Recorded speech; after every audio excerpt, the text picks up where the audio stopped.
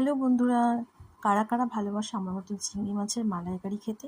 তাই আজকে তোমাদের সাথে শেয়ার করলাম আমি কিভাবে চিংড়ি মাছের মালাইকারিটা করি। প্রথমেই দেখিয়ে দিলাম, দেখো চিংড়ি মাছগুলো রয়েছে, নুন হলুদ দিয়ে মেখে রেখেছি। এরপরে কী কী মশলা অ্যাড করব সেটা তোমাদের বলে দিই। প্রথমে শুকনো লঙ্কা, তারপরে কালো জিরে, সাদা জিরে দুটোই একসাথে দিয়েছিলাম, কাজু বাদাম দিয়েছিলাম, নারকেলটা কুড়িয়ে দিয়েছিলাম, এরপরে দিয়েছিলাম কিন্তু পোস্ত। ঠিক আছে, এই কটা জিনিস দিয়ে সুন্দর করে মশলাটাকে তৈরি করব।